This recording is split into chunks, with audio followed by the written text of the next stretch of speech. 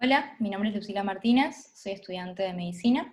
En este momento estoy cursando quinto año de la carrera en la ODH del Hospital Fernández. Hoy voy a hablar de los antipsicóticos típicos. Los antipsicóticos son un grupo de fármacos que se utilizan principalmente en el tratamiento de la esquizofrenia. A su vez se pueden dividir en los de primera generación o típicos y los de segunda generación o atípicos. Los de primera generación van a ser los que vamos a hablar en esta clase y principalmente dentro de este grupo vamos a hablar del haloperidol y de la clorpromacina. Vamos a estar hablando de la farmacocinética, de la farmacodinamia y del perfil de seguridad de estos compuestos. Bien, la clasificación se da por un lado por su estructura química. Tenemos a la clorpromacina dentro del grupo de las fenotiacinas, porque va a compartir con el resto del grupo el núcleo fenotiacínico que se ve en la imagen. Y luego al haloperidol dentro del grupo de las butirofenonas. La farmacodinamia de estos compuestos se va a caracterizar por el bloqueo de receptores. Por un lado van a bloquear receptores dopaminérgicos a nivel de la vía mesolímbica, mesocortical, tuberoinfundibular, nigrostriada y la zona quimiorreceptora gatillo.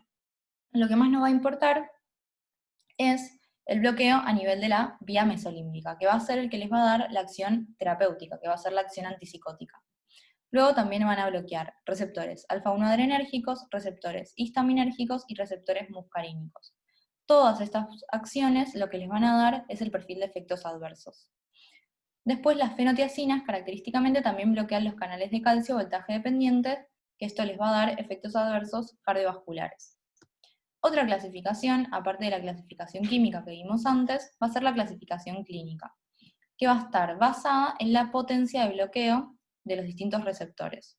Por un lado tenemos a los sedativos, que van a ser los que tengan mayor potencia de bloqueo histaminérgico. Y acá vamos a tener a la clorpromacina. Por otro lado están los de transición, que van a ser los que tengan mayor potencia de bloqueo muscarínico. Y ahí vamos a encontrar a la tiroidacina. Y por último están los incisivos con mayor potencia de bloqueo dopaminérgico, y acá se encuentra el haloperidol. Algo a tener en cuenta de todos estos fármacos es que poseen la misma eficacia a nivel terapéutico, pero no así la misma potencia. Podemos dividirlos en los de alta potencia, que serían los incisivos, y los de baja potencia, que serían los sedativos y los de transición. Otro dato a tener en cuenta es que van a tener una latencia de acción de 2 a 4 semanas.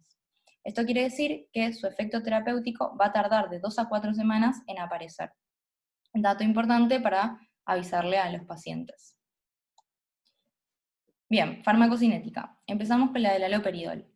Por un lado, tenemos que va a tener una buena absorción tanto por vía oral como por vía intramuscular. Su biodisponibilidad va a ser mayor por vía intramuscular. Y por otro lado, tenemos que también existen preparaciones de liberación prolongada. Estas preparaciones van a servir principalmente para mejorar la adherencia al tratamiento, pero por otro lado, al tener una absorción más lenta y una eliminación más lenta, van a persistir más tiempo en biofase, y esto va a hacer que si aparece algún efecto adverso, sea más difícil disminuir las dosis, o sea, más lento este proceso, y el efecto adverso persista por más tiempo. Por lo tanto, lo que se recomienda es que se inicie el tratamiento siempre con haloperidol por vía oral, para evaluar el perfil de efectos adversos que posea cada paciente. Y luego pasar, sí, a la vía intramuscular de liberación prolongada, que se va a dar aproximadamente una vez cada 4 semanas. Luego en la distribución tenemos que la distribución de todos los antipsicóticos típicos suele ser muy similar. Son muy liposolubles, por lo tanto tienen alto volumen de distribución, poseen alta unión a proteínas y atraviesan placenta y se excretan por leche materna. El metabolismo del haloperidol es a nivel hepático por reacciones de oxidación y de conjugación. Vamos a tener que se va a metabolizar por el CYP2D6, 3A4 y 1A2. Y a su vez inhibe al CYP2D6. Esto va a ser importante cuando hablemos de las interacciones de este fármaco. Y por último, la eliminación es principalmente por vía renal, tiene una vía media muy larga, que es característica de todos los antipsicóticos. Este en particular tiene de 15 a 30 horas de vida media de eliminación. Bien, ahora sí la clorpromacina. La absorción de la clorpromacina también va a ser muy buena por vía oral, con alta biodisponibilidad, y tiene un pico plasmático aproximadamente de 2 a 4 horas. Su distribución va a ser igual a la del haloperidol, al ser muy liposoluble, y su metabolismo también es hepático por reacciones de oxidación y conjugación. Característicamente, la clorpromacina forma muchos metabolitos. Se cree que más de 10 metabolitos, pero la mayoría son inactivos. Y también va a inhibir al CYP2D6, pero de una manera mucho más moderada que la inhibición que producía el haloperidol. Y la eliminación también es principalmente por vía renal y la vía media prolongada de 12 a 36 horas. Las reacciones adversas de estos fármacos se van a poder dividir según el mecanismo de producción de estas. Por un lado tenemos que el bloqueo dopaminérgico a nivel de la vía nigroestriada va a producir las reacciones adversas motoras. Ya habíamos dicho que el haloperidol es un antipsicótico de tipo incisivo. Esto quiere decir que tiene mayor potencia de bloqueo a nivel dopaminérgico. Por lo tanto, va a tener mayor incidencia de las reacciones adversas de tipo motor. Las motoras se pueden dividir a su vez en tempranas y tardías. Las tempranas van a ser las que aparecen en los primeros 3 meses de tratamiento. Y acá podemos encontrar las distonías agudas, que van a ser espasmos de los músculos principalmente de la cara, la lengua, el cuello, el dorso.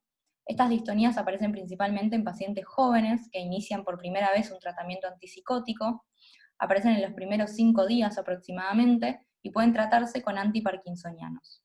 Por otro lado tenemos la caticia, que es la sensación de inquietud, también aparece en los primeros 3 meses de tratamiento y característicamente no se puede tratar con antiparkinsonianos, sino que lo que se le da a estos pacientes es benzodiazepinas o propranolol para calmar esta inquietud. Y por último, también está el parkinsonismo, que es muy frecuente de verse en estos pacientes, sobre todo en pacientes ancianos. Lo que se ve es la rigidez, la bradiquinesia, las fasies de Poker características de estos pacientes, los temblores. Se tratan también con antiparkinsonianos, o también lo que se puede hacer es reducir la dosis del fármaco o cambiar a otro fármaco del mismo grupo. Y después, otro efecto adverso temprano, muy importante, es el síndrome neuroléptico maligno. Es un efecto adverso poco frecuente, pero muy grave, ya que va a tener una mortalidad de hasta el 20%. Por lo tanto, es muy importante poder reconocer este efecto adverso para tratarlo tempranamente y evitar la muerte del paciente. Vamos a tener que las características de este síndrome van a ser la hipertermia, la rigidez, el delirium que puede llegar a tener, la inestabilidad autonómica, y se va a tratar con, primero, la suspensión inmediata del antipsicótico, y luego bromocriptina, dantroleno y benzodiazepinas. Cuando se quiera reanudar el tratamiento antipsicótico, sí o sí se va a tener que pasar a un antipsicótico de segunda generación. Es más frecuente este síndrome con el haloperidol, justamente. Y luego tenemos los efectos adversos motores tardíos, que se van a ver luego de los 3 meses de iniciado el tratamiento antipsicótico, y acá encontramos a las disquinesias tardías, principalmente bucofaciales, pueden llegar a ser generalizadas, estas no tienen un tratamiento específico, por lo tanto, lo más importante va a ser la prevención. Y luego los síntomas extrapiramidales no motores, como la anedonia, la fatiga, la astenia o la falta de motivación. Bien, por otro lado, también por bloqueo dopaminérgico vamos a tener a lo que es la hiperprolactinemia. Esto va a ser por bloqueo dopaminérgico a nivel tuberoinfundibular, que va a desinhibir justamente a lo que es la prolactina, causando la hiperprolactinemia. Va a ser muy frecuente también con el haloperidol. Luego podemos tener la sedación por bloqueo H1, aumento de peso por bloqueo H1, aumento de la glucemia y prolongación del QT. Bueno, la clorpromacina va a compartir muchos de los efectos adversos del haloperidol, pero al ser un antipsicótico de tipo sedativo con mayor potencia a nivel de bloqueo histaminérgico, lo que va a caracterizarla va a ser la gran sedación que va a poseer este compuesto. También igual va a tener reacciones adversas motoras, hiperprolactinemia, aumento de peso, aumento de la glucemia, prolongación del QT, y característicamente un síndrome anticolinérgico por bloqueo muscarínico que no aparece con el haloperidol. Este síndrome se caracteriza por midriasis, visión borrosa, boca seca, retención urinaria, constipación y puede llegar al delirium en los pacientes ancianos. Otros efectos adversos que no dependen de receptores va a ser la granulocitosis, que es muy grave, y la ictericia colestásica alérgica. Son poco frecuentes, esta última aparece principalmente en las primeras 4 semanas de tratamiento y suele resolver, y otra también que se pueden ver con la fenotiacina son las reacciones alérgicas en la piel de tipo de fotosensibilidad. Bien, Interacciones. Vamos a tener de dos tipos, farmacodinámicas y farmacocinéticas. Las interacciones farmacodinámicas van a ser las que están compartidas por todo el grupo, ya que van a tener que ver con el mecanismo de acción que también es compartido por todos los antipsicóticos típicos. Por un lado tenemos que van a haber interacciones con los depresores centrales, como el alcohol, como los anestésicos, como los ansiolíticos, que lo que van a hacer es aumentar la depresión del sistema nervioso central. Por otro lado, con anticolinérgicos. Justamente los antipsicóticos que tengan acción a nivel del bloqueo muscarínico van a potenciarse con fármacos anticolinérgicos, produciendo todavía un síndrome anticolinérgico más marcado. Otra interacción se va a ver con los hipocalemiantes, como por ejemplo corticoides o diuréticos. Esto va a ser porque van a aumentar el riesgo de arritmias y alteraciones del electro, que se van a ver más que nada con las fenotiacinas, por esto del bloqueo de los canales de calcio voltaje dependientes. Después también tenemos fármacos que prolongan el intervalo QT, como antiarrítmicos del grupo 1A o del grupo 3, o la adenosina. Estos fármacos también aumentan el riesgo de arritmias y de alteraciones en el electro de todos estos pacientes.